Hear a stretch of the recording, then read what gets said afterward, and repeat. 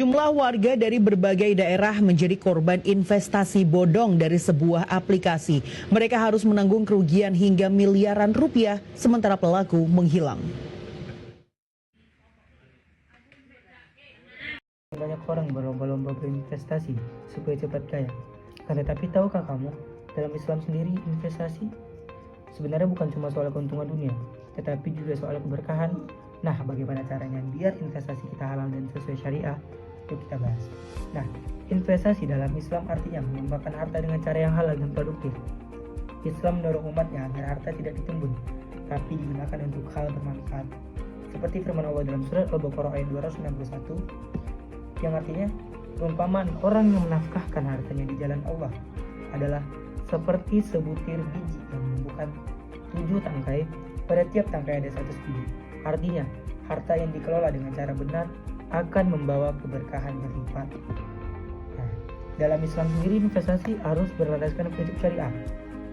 Yang pertama, bebas riba, tidak boleh ada bunga atau keuntungan dari pinjaman.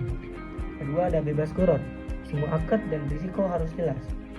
Yang ketiga, itu ada bebas maisir, tidak boleh spekulatif atau seperti judi. Selanjutnya ada objek halal, tidak boleh di sektor haram seperti alkohol, riba, atau judi. Selanjutnya ada berbasis akad syariah, seperti mudharabah, bagi hasil atau musyarakah, kerjasama modal. Contoh investasi yang sesuai syariah itu banyak sebenarnya, teman-teman. Di sini ada 5.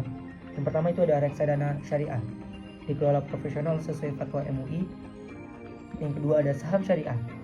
Nah, perusahaan yang terdaftar di indeks saham syariah Indonesia. Nah, teman-teman sendiri jika ingin investasi saham harus dilihat dulu saham itu tersebut syariah atau tidaknya. Nah, selanjutnya ada emas dan logam mulia, aman dan nilainya cenderung stabil. Dan yang keempat ada deposito syariah, berbasis bagi hasil bukan bunga. Misalnya P2P lending syariah, bantu pelaku usaha tanpa riba.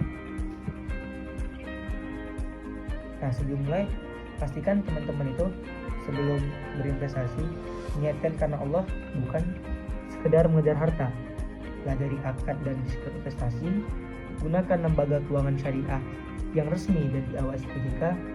Nah, jika teman-teman ragu, konsultasi biar harta teman-teman itu benar-benar berkah. Ingat, sebenarnya investasi terbaik bukan yang paling cepat untung atau yang paling banyak untung, tapi yang paling halal dan penuh keberkahan. Yuk mulai berinvestasi sesuai syariah dari sekarang, karena harta halal membawa tenang dunia dan akhirat.